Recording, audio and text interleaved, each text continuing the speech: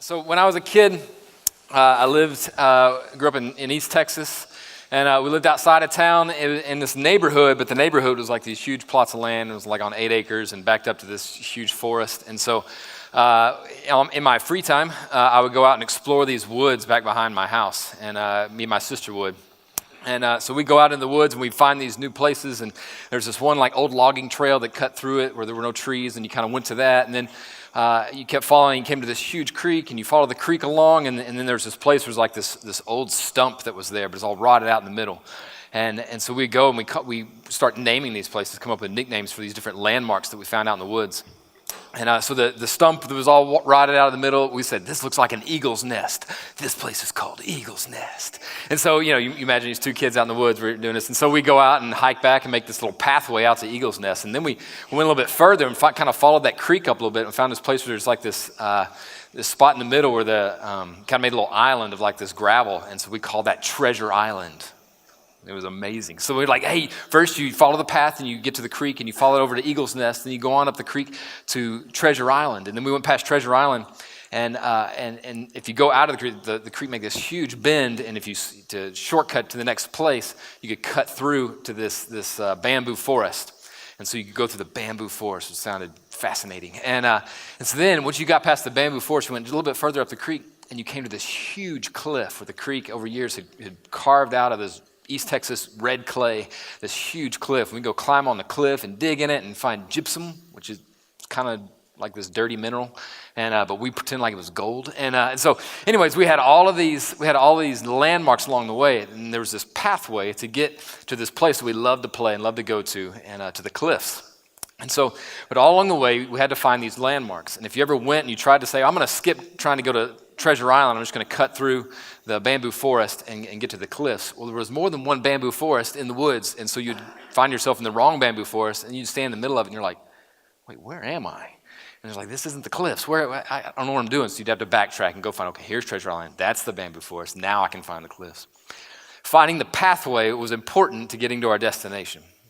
So we've been talking all weekend so far about how to be disciple makers and get to the place, our destination, the place we want to be as individuals following Christ. The place we want to be as a church is a church full of people who are making disciples, who are disciple makers. And so the question we have to ask ourselves then is what we're doing is our starting place is non-believers. You're the people you go to school with and live near and go to class with and go to work with, and the people in your life. And how do we bring them from a place, from being non-believers, not following Christ, to get to that destination where they too are making disciples and being obedient to what God's called them to be as human beings. So that's to get there, to help them understand that, we need to understand what the pathway is and what are the landmarks along the way. The thing that what is the Treasure Island, the Eagle's Nest, and the bamboo forest that helps us get to the place where we want to be.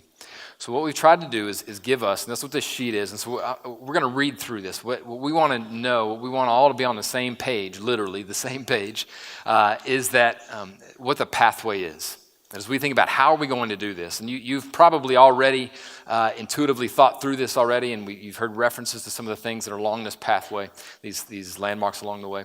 But we want to make sure we're all seeing this clearly, and they're all thinking the same. So even people at Monmouth are thinking the same thing as people in Pullman, and people in Cheney are thinking the same thing as people in Moscow, and they're all saying, hey, this is the pathway.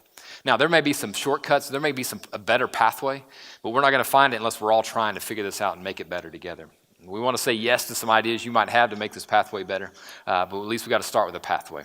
So we're going to spend the next half hour going through this, working through this sheet of paper, and you familiarizing yourself with this pathway, and we'll talk through some of these details. So it starts off here, and you may find yourself at the beginning, and you're like, well, I've got all these questions, like, what do I do with a non-believer, and what do I do with a new believer, and how do I start a grow group? Someone mentioned a grow group. What is that? How do I start one of those? And what if someone wants to continue on after a grow group? And then what about a huddle? How do I start a huddle? And then how do I launch people out of my huddle to go start a new grow group and meet those non-believers? You have all these questions. We get it.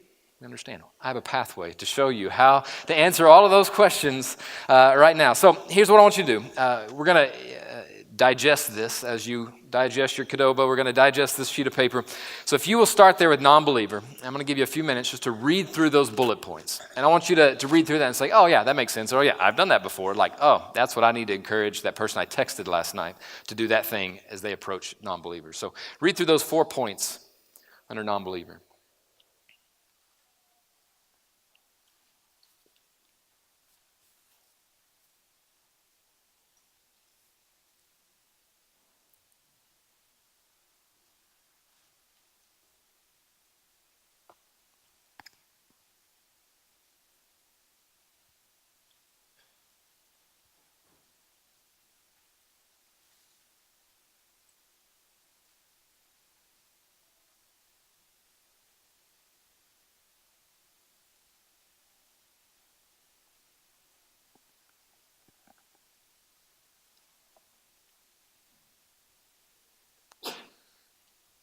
All right, so those are the things. If you think about the non-believers in your life, how can you engage in these practices and these actions?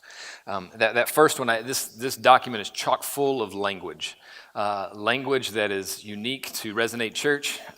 Some of it we stole from other places, but that we use to communicate what we're saying. This document would be 12 pages long if I couldn't use some of this language. And it could actually be longer than it is, but I'm pretty OCD that I want to get it all in 2 pages. And the fact that Grow Group is split into, had to go to the second page in the middle of the Grow Group section really bothers me. But anyhow, there's language in this that you need to make sure you understand. That to invite them into belong environments. And this is an environment where essentially you want them to have a relationship with people and let them know that they belong. So you don't start with bringing them into believe environments or engaging in believe environments. That's what we're talking about, what we believe. You're okay, they can belong before they believe. You guys understand that? When we have dinner parties together, when we have game nights, when we have shared experience, a road trip together, hey, that's a belong environment. Anybody can come to that. So you start with inviting them and engaging them in these belong environments, and you also engage them and bring them into believe environments as you move along in that relationship. As you build that relationship, you say, hey, what do you believe? This is what I believe, in a matter of lots of words. So as you move into, notice the end of that sentence, spiritual and gospel conversation. You guys recognize that language, spiritual and gospel conversation. That's missional wheel stuff. You've gotten to the intro, through the general, now we're having spiritual conversation. Now we're having gospel conversation. In that, you say, hey, I should get you into some believe environments. Maybe that's you and me doing DT together. Maybe that's you coming and having a conversation with the rest of our house church. Maybe that's you and I engaging in a grow group. Something else there is at any point here, you take the time to share the gospel with them and clarify what the gospel is. Maybe that's using the 3 circles to help communicate that. Maybe that's using the thrones illustration to help them communicate what does it look like for God, not to just be my Savior, but to be my Lord of my life. So you walk through that, and hopefully, God willing, the Spirit moves in their life. They go from being not a non-believer, but a believer. They go from confessing their sins, recognizing they need a Savior, recognize they can give their life over to the one who created them and knows them better than anyone else. They say, I want to follow Jesus. Well, what do you do with that person? Well, let's look at the pathway. That's so cheesy. So take a moment and read those 5 points on what do you do with new believers. New believers.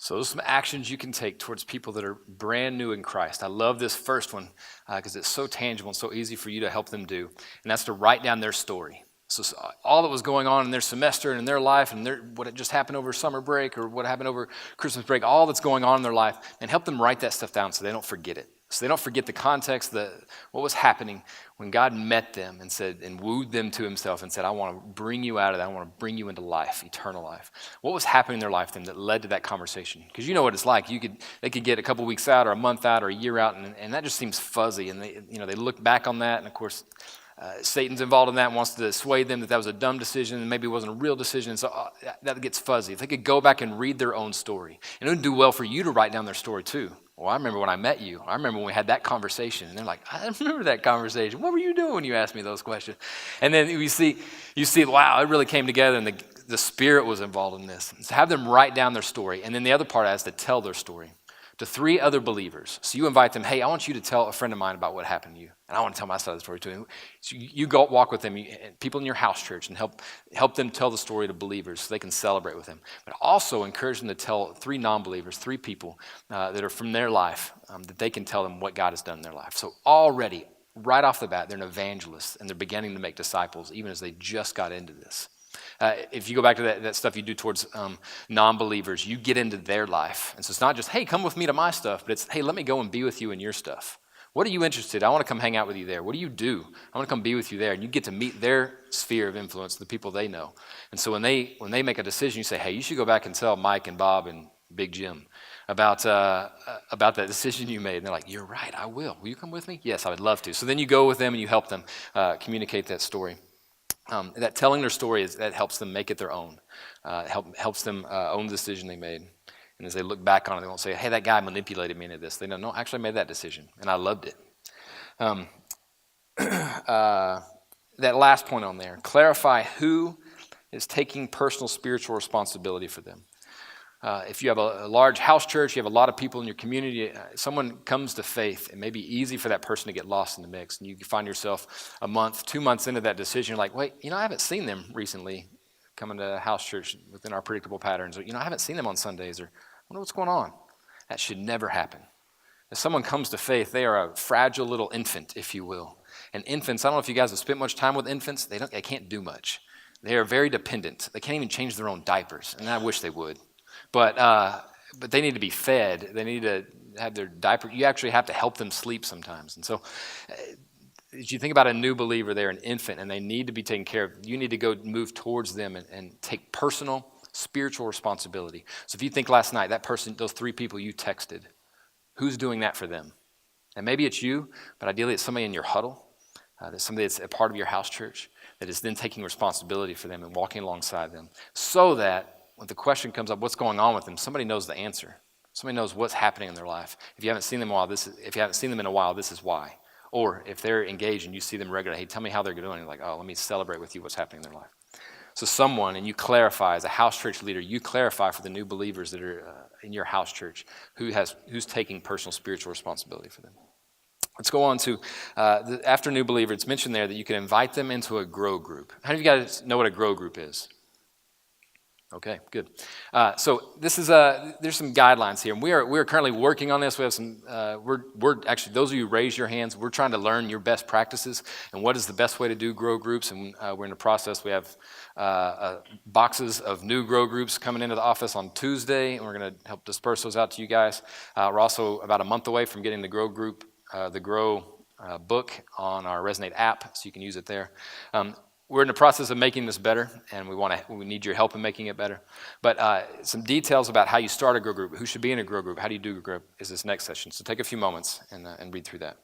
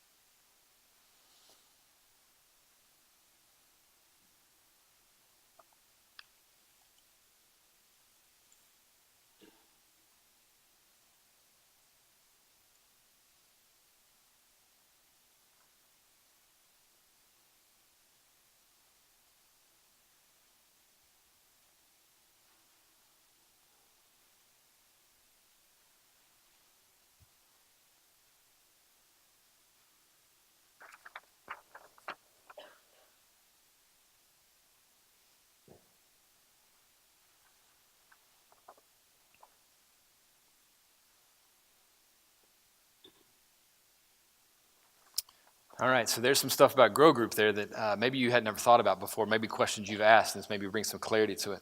If you see there to the right there, you see kind of this two-circle Venn diagram, and you see Grow Group there in the middle, the overlapping between belief and alignment. So one of the main reasons we want to start with a Grow Group for a new believer, someone who's come to faith, we want to start with this Grow Group because it's got some basics. And if you've seen in the Grow material, you see just basics of what it means to be a follower of Christ. Everything from how do you just understand what justification and some of the basics of how do I grow as a Christian. And then what does it mean to be a missionary? For all of us to be on mission. And what does it mean to be a disciple? And then how do I read the Bible? And how do I pray? And what do I do with sin in my life? And who is the Holy Spirit? And what is community? And how do I share my story? All of these things are just basics. Just like a young child needs to learn the basics of this is how you eat, this is how you walk, this is how you go to the bathroom. All of the basics that you think everyone should just figure out, but they need someone to walk them through some of those basics. The hope of the Grow Group is to give them those basics of belief that also bring them into alignment with who we are, what does it mean to be a follower of Christ. Not their own specific or personal version of being a Christian, but Christianity as Jesus instructs us in it. And as we live that out in Resonate Church. So bring them that overlapping of belief with alignment of what it means to be a Christian is what Grow Group is trying to accomplish there. So you see those three types. You have new believer, someone who's just made that decision. It's could also be someone who's new to Resonate that you could invite into this. So last night Keith asked, how many of you have some church background? And then here's a question for you. Of those of you who say you have some church background, and be honest with yourself, how many of you can say you honestly understood the gospel when you came to college? Some of you did, but fewer than all of you. And I think all of us in some place, we all have room to grow in that. Even all of us pastors, have room to grow in further understanding gospel and letting it change our lives. But there's some basics of the Christian faith that even if you say, oh, I went to church growing up, it still would be great, excellent for you to come into belief, to be challenged in your belief and your alignment with what does Christ really say? What does he really call us to be as disciples? What does it mean to die to self? Do I really understand the Bible, and do I engage the Bible regularly? And the Grow Group and the Grow book can help with those things. There towards the bottom. Ideally, this is where we begin to see some connections happen. Ideally, the person who's leading a Grow Group is connected to a huddle. So they have someone who's helping them, coaching them, if you will, and saying, hey, how's your Grow Group going? What questions are coming up? Oh, wow, that is a tough theological question that came up. Let me show you these resources, or let me help you process through that. Because when questions come up, we always say, I don't know, but I'll help you find out. If you don't understand it, don't be ashamed, but go find the answers and help them find those answers. So when those things come up, the person who's coaching you, so this is your huddle leader, and maybe if they don't understand it, they can go to their site pastor or a coach that's coaching them. And so this is where you begin to see this chain of care, this chain of connection throughout. So ideally, if you're leading a Grow Group, you're connected to a huddle. Let's move on. So after a Grow Group, and so you've worked through that material together, and things have gone well, you're progressing, these individuals are growing as disciples. The next step for them, the next landmark on this pathway to being a disciple maker, is for them to start a huddle. It's for them to start a huddle. So I want you to read through this section of things you would say as you start a huddle. Let's read through that now. Go for it.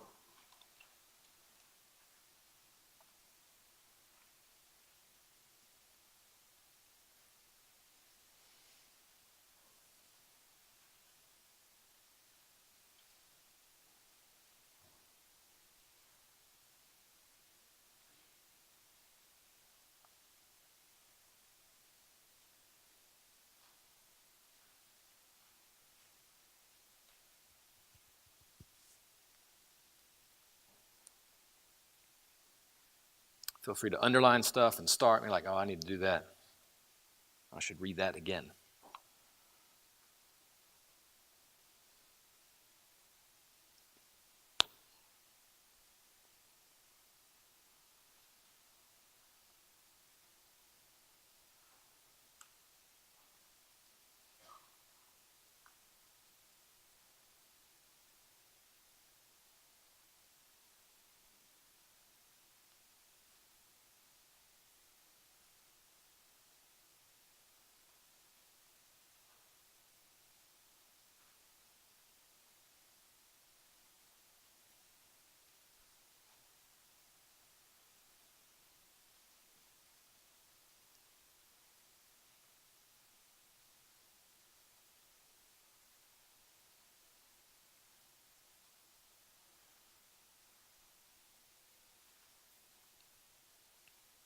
So you see there in those circles there to the right, you see that there in the huddle is the blending of those two circles of transformation and training. I think it's been a common understanding within our church that huddle is for this time of transformation, personal transformation, where I go in, I talk about my up, in, and out, and we talk about our kairos moments where God is transforming me, and I'm looking for that transformation. We understand that, but I think something that we've lacked, as we've thought, and it's been clarified as we've talked through how do we become disciple makers, is that we need to use that time for training. So people in your huddle need to be a part of that, thinking about how am I going to do this? And how is this preparing me to then go and make disciples? So you as a huddle leader ask questions that helps prepare them to be a disciple maker. Not just someone who's transformed, but someone who's transformed and is being trained so that they can do this too. That last point there, second to last point, make sure they understand. Third to last point. The expectation is for them to start their own huddle or grow group within a year of them being in a huddle. And so that's a year is probably extending that deadline.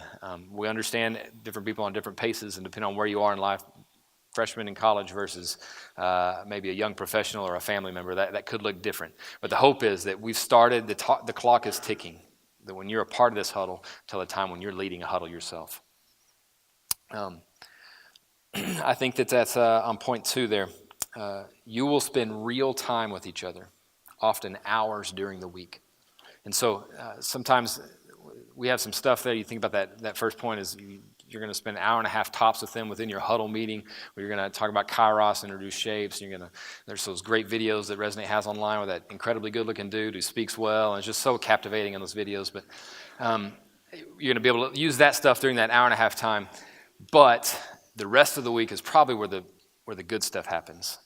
That's where that hour and a half time really gets productive, when you're spending time with each other for hours at a time between those meetings. When you're hanging out with each other, getting in each other's life, when you're asking each other questions. So when you show up, you're not trying to come up with some kairos to share, because everybody knows what's happening in your life because you've been spending time with each other all week long. And you're asking questions about that, or you're putting together all the stuff you've been learning throughout the week in that moment to hear from God as you meet together.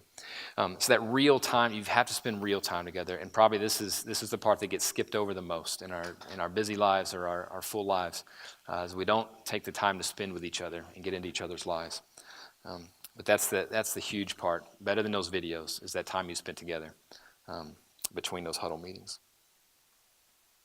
So they come to a place where they've been in this huddle, and you see them growing. And so then the question is, how do I help them to start a new huddle? When do I know that they're ready within that year time to send them out? Is it time after 3 months? Should I wait till 6 months?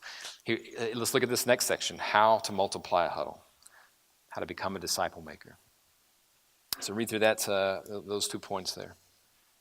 Underline what's important to you, what stands out.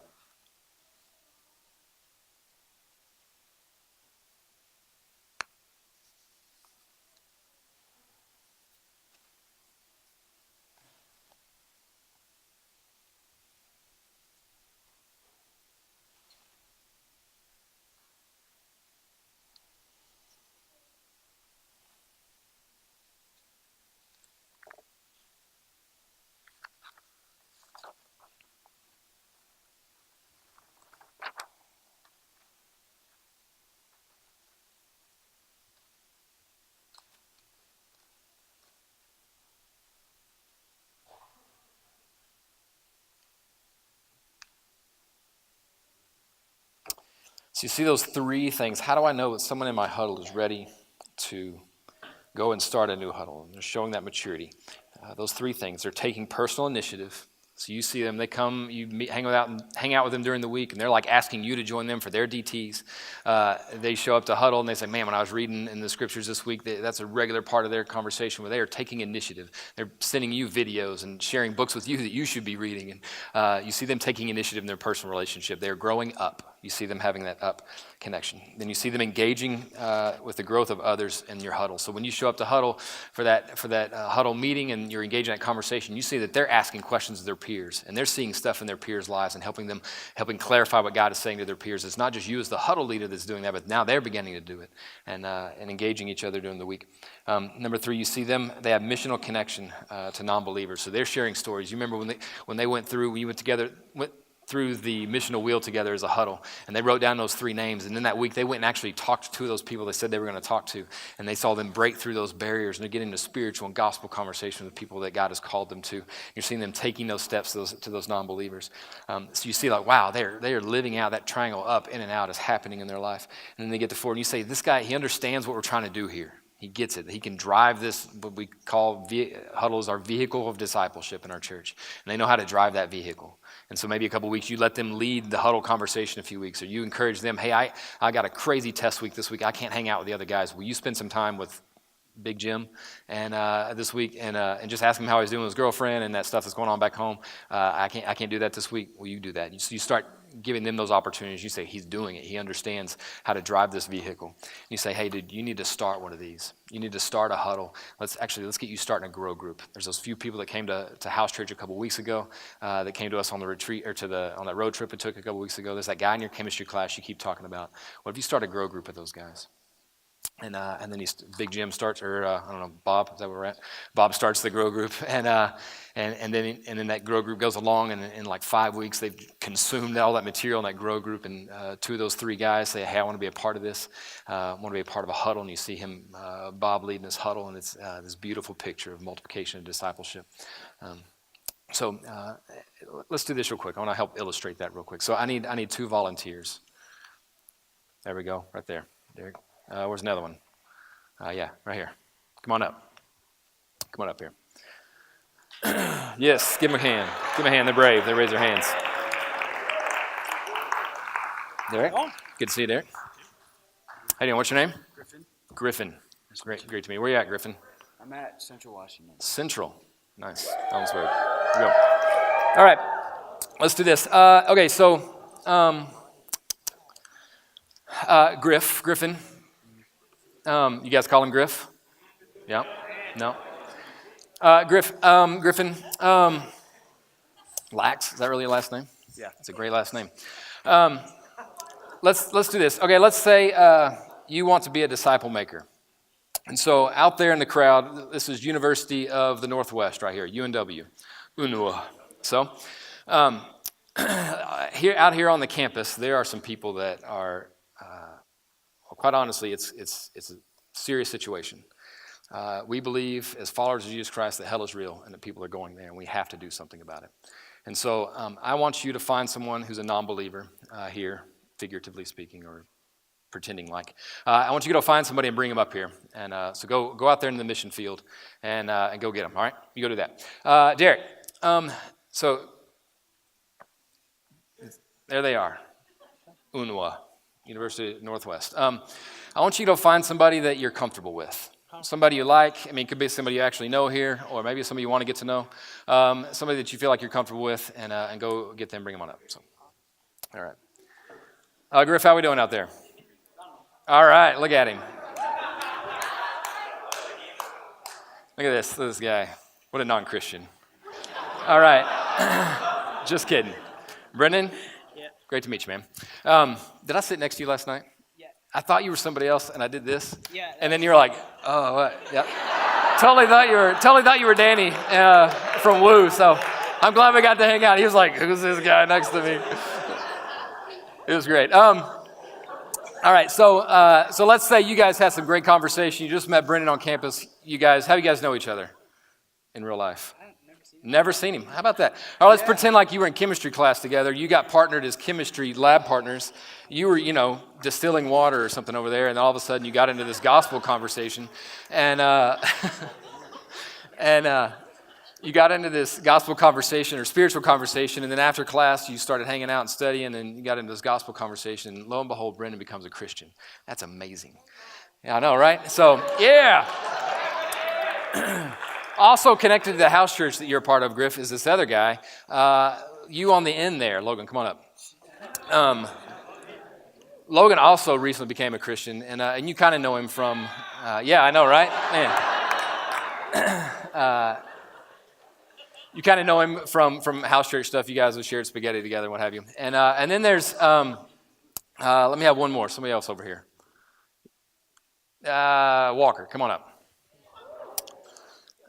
So Walker, he grew up in the church and just started coming to Resonate because he really likes black curtains and lights on Sundays. So, and so he started coming here, but he comes regularly to house church, and he's really interested, and he's heard these people talk about huddle, and so then you're like, well, what do I do with Walker? And so what if you started a grow group with these guys? You got these two new believers, and then you got Walker, who's really interested, wants to grow, and what if you started a grow group with these guys? Wouldn't that be amazing? That'd be great. That's cool. All right, what do we got going on over here? My buddy, I had lunch with him today. Morgan, all right, you guys doing well? Yeah. Good. What did you guys talk about at lunch? We actually had some good conversation about Jesus and. All right, talking about the Lord. That's awesome. That is good conversation at lunch. All right, tell you what, you guys drink coffee? Yeah, coffee. Love coffee? All right, so we have a coffee stand set up back there. Why don't you guys continue to get to know each other? I don't know how much you got to talk about your past, but maybe talk about what was high school like for you guys. And then why don't you guys go get a cup of coffee and, I don't know, cream or sugar, whatever you need, go for it. And then whenever you get done with that, after you get it, come on back in here, bring your coffee in. Yeah. All right, so what if you guys, so Griffin, you've been hanging out with these guys, and so Brendan just became a Christian. What if he went and told some of those guys that he didn't tell you about during chemistry class, those three other guys? What if you went with him? What if he went and shared his story with them? So wouldn't that be great if you went and shared his story with those guys? Yeah, that'd be awesome, wouldn't it? Brendan, would you go find those three guys out here, whoever they are, and bring them up here, who you kind of shared the gospel with and told them about what happened? And would you go grab them? Yeah, great. Logan, you also had three guys that you had been that you wanted to tell the story of how you became a Christian. Would you go find those three? Walker, is there other people that you know, like yourself, who are interested in following Christ that you met maybe in classes or in your dorms or something like that out here? Would you go find maybe three people that you're interested in that? All right, look at this. What a crew. All right, Griffin, would you kind of move back here, towards the back here? And then those three guys, Logan and Walker, and who's the other guy? Brendan, there he is. Yeah, would you guys kind of line up there on that second stage there? And then you guys who just got picked by these kind of stand around them. So these guys, they shared the gospel with other people, and some of them maybe like Trevin. Trevin thought, the gospel, that sounds ridiculous. I don't want any part of that. So Trevin said, no thanks. And so he left. I know. Sorry, bro. But before he left, Logan was like, hey, Trevin, I understand. That sounds crazy. And from your background, I understand it. But hey, if you ever want to talk about this stuff again, you just let me know. You got my number. Let me know. So we got Luis and Malone here, and they're hanging out with Logan. That's great. And then Austin, who's your friend? Oh, you know Brennan? Yeah. Oh, yeah. Do you know him from chemistry too, or how'd you guys meet? Distilling some water. Oh, yeah, that's great. So Austin, you got into this, and he shared the gospel with you, and he invited you. Yeah, Jesus stuff. He was waiting at Jesus stuff. But it was kind of weird, wasn't it? Yeah. Yeah. Voodoo stuff, right. And then he started inviting you to this thing, and that when they ate dinner, and it was kind of weird, and there's all these strangers, people didn't know, and you're like, I'm not into it. So then you said, yeah, I'm going to go do some other stuff. So, sorry, bro. And then Walker invited these guys, and they were great guys, and they liked Walker, and they talked about Jesus, and they liked Jesus, and all three of them stuck around. That was pretty good. But so did Chance and John. Yeah, and Malone and Louise. So so they started talking, and they got through that grow group, and they were like, man, what a great conversation. They started meeting regular for DTs, and it was this amazing. They just saw this growth happening. And then these guys said, hey, would you guys want to be in my huddle?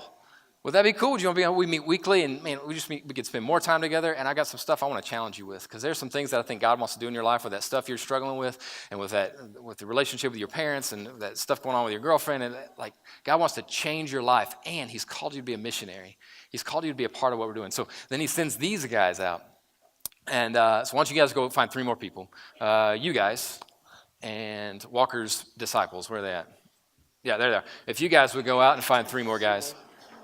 And then you two guys as well, if you want to go find two, yeah, three apiece, yeah.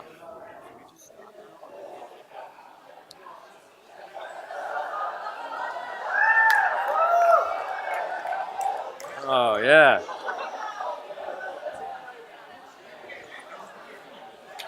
Yeah, hey, hurry, because you're seniors and you're going to graduate soon. All right.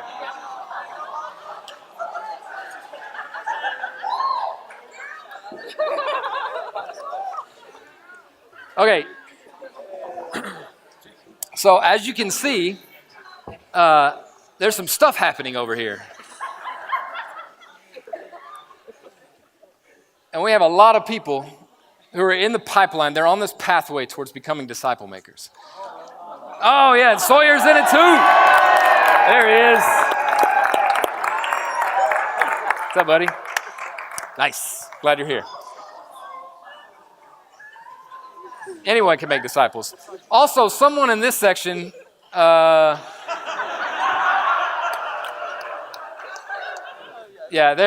their house church leader needs to talk to somebody over there. So this may not be how we do it. I don't know if this is in the pathway, but let's check in with our other friends. So Derek and Morgan, yeah, how's the coffee? That's good. Yeah. Did you guys get to know each other a little bit better? Yeah. Yeah.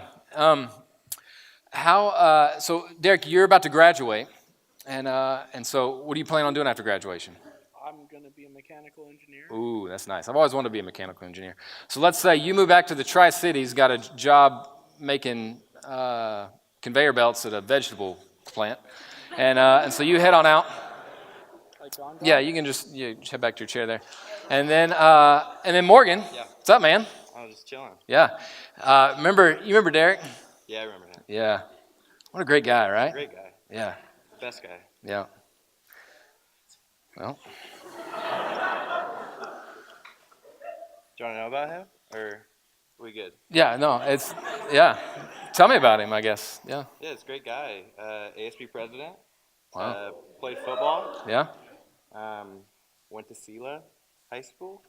Really? Yeah. Wow, that's great. That's cool. So Morgan, then you graduated. Yeah, I did. Yeah, what are you gonna do? What are you doing after graduation? I might just plant some churches. Wow. I don't know yet. How are you gonna do that? So we got like this, it's called Missional Living Wheel. Yeah. And we just use that to Mission Living Well, yeah. reach the lost. And Yeah. What role does coffee play in that? it's really just the middleman. Yeah. Okay. Okay. Yeah. That's good. Morgan, I don't know if you noticed over here, but there's some stuff happening, and it may not have been modeled for you, and it's gonna be really different. No offense, Derek, but some stuff has happened while you were drinking coffee, and we would love to invite you into this. And I've got some friends here that are leading a thing called a grow group, and they'd love for you to be a part of that. And they'd love for you to learn how to plant some churches and use those people you meet while you're going through that missional wheel to change some lives. And there's some more people out here that you could change their life as you introduce them to Christ and make disciples out of them. Would that be cool? That'd be awesome. Yeah, let me introduce you to these ladies. That's not how we do it. All right. So just for clarity, we see what's happened here is the pathway leads somewhere. The pathway gets us somewhere where we are making a dent in lostness. Look at the University of Northwest. There are people not in these chairs anymore because now they're part of a movement that's going somewhere. And they're changing lives. And you could be a part of this. I might cry thinking about it. But so thank you guys. Thank you all you disciples and disciple makers.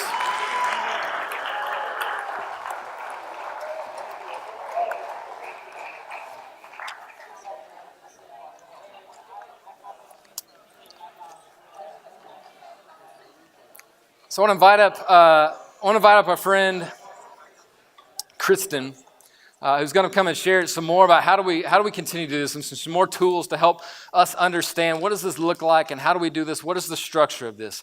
This sheet of paper, I hope that you'll fold this up, stick in your journal, you'll take it home and read back over this. You think through as you make plans later on. You say, okay, what steps do I need to take in here? I need to circle that because that's what I got to do when I get home, and that's what I need to do with my friend when I get back. So you guys give it up for Kristen.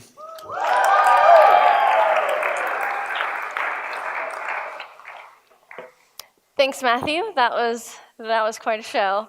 What a cool visual, though, right? I think that was so helpful for us to see what it looks like to actually multiply. So fun to be here with you guys.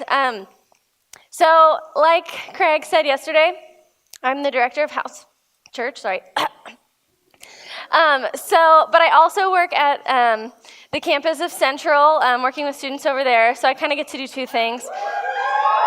Love you guys. Shout out to my Wildcats. I spend a large part of my time thinking through what would be helpful for you guys and what tools you guys need in order to lead better and have clarity and to move forward in your leadership. So just know that I'm for you, and I'm still figuring this out, and I know you guys are still figuring this out, but I want to figure out what it means to be really effective house church leaders and house churches. So hit me up if you have any questions, any ideas. I would love to hear them. A little bit about me. I am apostle. Any apostles out there? Okay, cool. I'm an ENFP. Any ENFPs out there? Hey, yep. So I actually was a student at U of I, Vandals. I helped plant at Cheney, Eagles, and now I'm at Central. So I feel like I can relate with a lot of you probably. Yeah, sorry, Cougs, we love you. Ducks, we love you. Monmouth, we love you.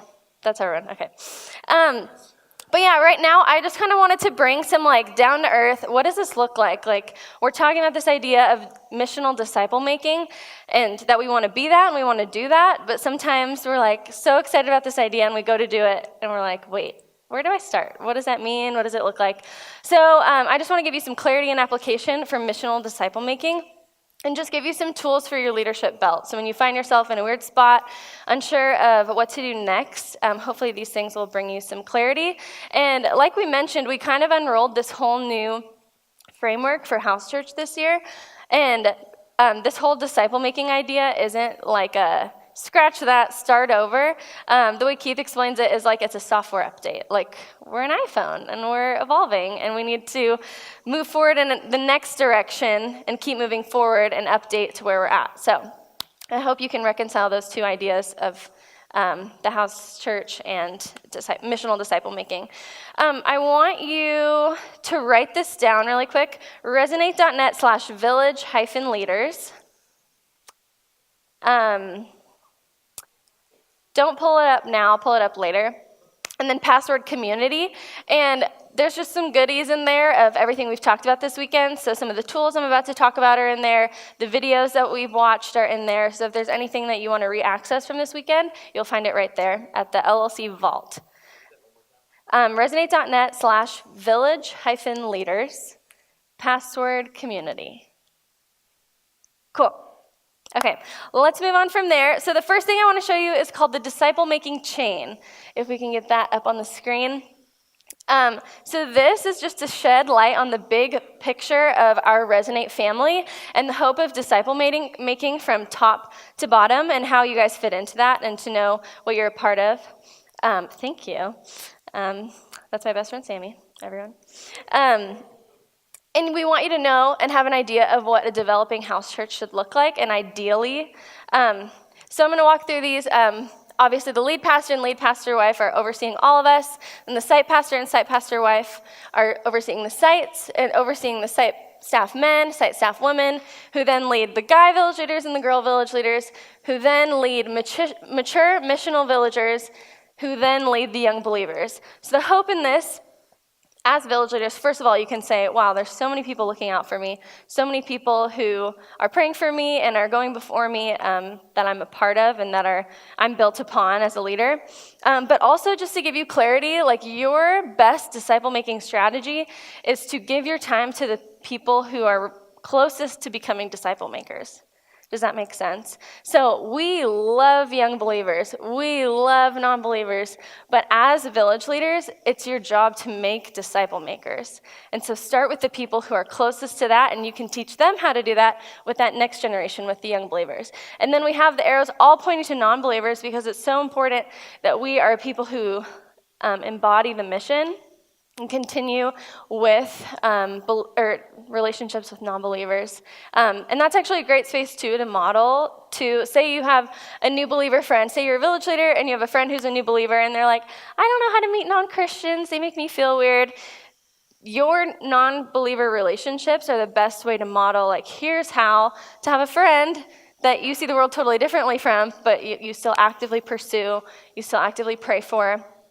And just to know that we don't graduate from friendships with lost people. Like, this is just who we are. But when it comes to the chain of discipleship, this is ideal.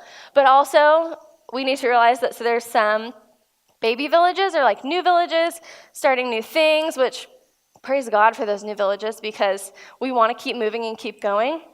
But you might find yourself as a village leader without any mature missional villagers, oftentimes. So if there's none of those, you just go down to the next step. You start with the young believers. And sometimes you find yourself with none of those. Maybe you have one Joshua and you. And so what you got is non-believers. You just go out, find them, make friends, and you can even, like Jesus himself, when he started his ministry, he called out people and said, come and follow me. He started with the first people that he crossed paths with. So that's what we're called to do also. I think something that happens a lot with village leaders is you feel pressure to actively lead 10 to 20 people. Like to one-on-one know exactly where to take 10 to 20 people, which is not realistic. Like Jesus led 12 people. Like, do you think you can really do that? And he really had 3 that he really gave his everything to. And so that's what we're encouraging you guys to live in. Just pick the 3 most ready to go people. Yeah. So your question is, who are my 3 most ready disciples who could one day be disciple makers? One example of somebody who does this really well is my friend Abby Hughes, who we all know and love. Abby is a pro at finding girls who want to grow as leaders and who want to know more while pursuing non-believers and bringing them into her life. And instead of being like, oh, I have to meet with these 10 people and then these 10 people, she goes, let's just do this together, and I'm going to teach you believer how to reach you non-believer and kill 2 birds with one stone. And that's really what Jesus did. He brought his disciples along to the crowds, to the lost. He didn't do them separately. He didn't try and do it all. He modeled the way he did things to people. Okay, so I'm going to skip ahead. Oh, I was going to have a whiteboard up here. Any chance of that happening? Okay. Thank you. 1 minute.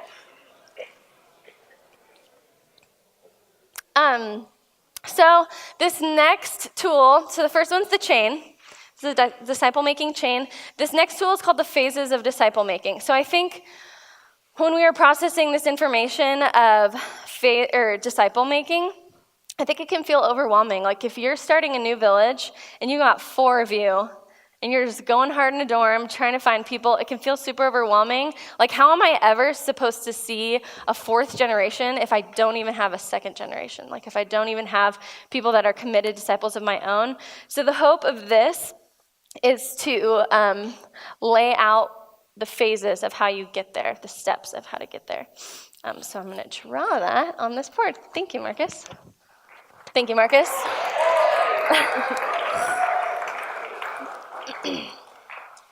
Okay, so raise your hand if you guys have seen the 3 circles, but the 5 phases. You know what I'm talking about? I should probably draw that bigger. Oh, well. Does this look familiar? Have you guys seen this before? Yes. Okay. So we're going to think of this in terms of disciple making. So you're right here. This is you. You are the first generation. You are generation 1. So the first step in the phases of disciple making is to identify your next generation. So ID, 2nd gen. So the question you're going to be asking yourself, is do I have 3 identified disciples in the process of becoming disciple makers? So this is phase 1. Phase 2 is then, do I regularly engage in intentional time preparing, discussing, teaching, and modeling to my disciples how to make their own disciples? That's really wordy, I'm sorry. But basically, it's intentional training time. So people don't just go from disciples to disciple makers overnight. It takes really intentional, like, come follow me, come watch me hang out with my non-believer friend, come watch me read the Bible, come watch me pray, come watch me grocery shop, just all those things. Like, it takes really intentional training time. So this is you, this is your huddle, you've identified, and this is you training your huddle, like, okay, you're next. What are you gonna do? Like, who are gonna be your people? This is phase 2. Phase 3 is ID 3rd gen. So you know you've reached the 3rd phase when your disciples have started making disciples. So this is when your huddle has started to make disciples. So that would look like your huddle has 3, each of them have 3 people that they are clearly living towards. 3 people in the process of becoming disciple makers. So a question you can ask yourself is, have my disciples effectively made disciples, basically? Okay, phase 4, this is where it starts to get kind of tricky and wordy, but it's the exact same phrasing here. Sorry, it's really small, but intentional training time. So now you are training your disciples in how to train their disciples. Does that make sense? So the question you're asking yourself if you're in phase 4 is, are my disciples teaching their disciples to make disciples? So are my disciples teaching their disciples to make disciples? That's when we start to see the emerging of the 4th generation, ID 4th gen. And this is when you're in phase 5. So that's kind of what the model Matthew's talking about looks like. So this is your huddle, this is their huddles, and then this is their people. Whether it's their grow group, whether it's their non-believing friends, like this is what generational patterns look like. And so I think, again, it can be overwhelming to feel stuck with the people that you have and not know where to go from there. But if you can start with, okay, this is my 2nd generation, and I know who my disciples are, I just need to take the time to teach them how to find their own disciples. Or, okay, no, my huddle is like pursuing people. I just need to teach them how to teach their people. So, and then if we think about this in terms of the 5 levels of churches, it's really similar. So really, if it's just you and your huddle, you're still kind of in the please stay mentality. You're saying like, let's just hang out and get coffee. Please don't quit because I need you. If you leave, who else do I have? You're still in this mindset.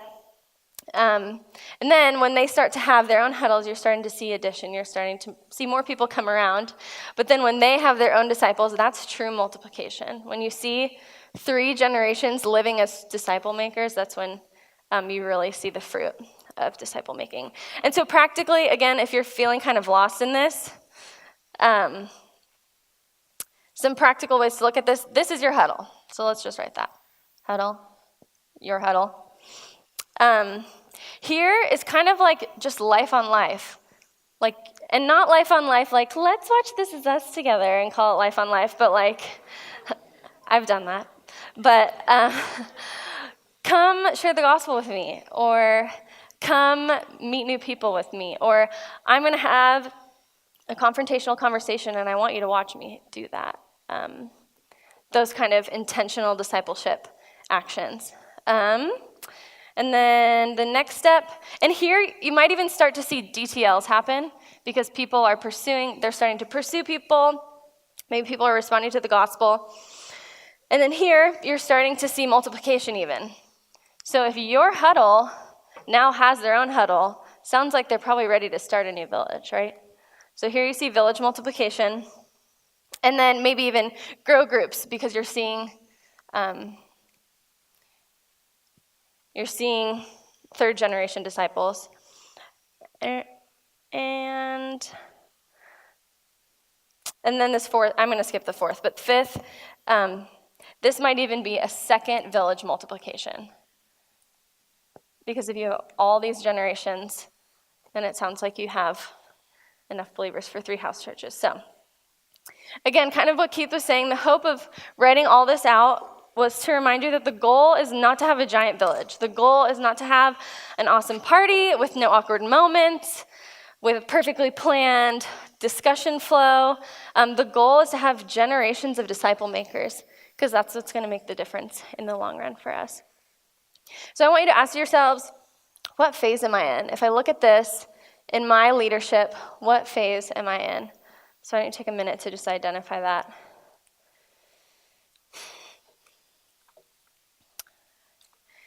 And then the last tool I want to give you, well, I had a timer going, but it's gone, is a new disciple-making scorecard. So for the longest time, 3, 2, 1, not the longest time, probably like a year, our metric for a healthy house church has been 3 baptisms, 2 death to lives, and 1 multiplication, which is good, but we thought about it and we realized you can do that probably without really making disciple makers. Like if you're really winsome, really good at sharing the gospel, you could see a lot of fruit, but maybe it doesn't last, or maybe it doesn't continue past your leadership. And our hope is to measure what Jesus cared about, which was generations and reaching the world through generations of disciples. And so our new metric, our new scorecard is 3 generations of disciples, 2 DTLs, and 1 multiplication. So we're keeping 3, 2, 1, and we still care about baptisms, but the 3, we really want to emphasize the importance of generational disciple making. So 3 generations, 2 DTLs, and 1 multiplication. Kind of like Josh was telling us yesterday, this is just so key to our leadership because Jesus asked us to imitate him in every way, and he was the ultimate disciple maker. He was the ultimate missional disciple maker, and having this in mind is what leads us to do that well, having clarity on what it looks like to lead people who lead people. So, yeah, that's all I have for us. But what we're going to do now is we're going to transition into site time and really talk through what this looks like for your site as a whole and then individually. So we're going to unpack 3 main questions, and then we'll dismiss you into your groups. First one is, how are we going to reach 3, 2, 1 as a site? How is our site going to reach these metrics? The second one is, what are best practice disciple-making behaviors? So that's just to say, like, we say this word disciple-making, but what does that actually look like? What does that mean? How do you do that? What are, like, daily things that you can do to be a disciple maker? So disciple-making behaviors. And then lastly, you're going to get some time to be with your village and kind of set some goals about, like, with your family, how are you going to accomplish those things?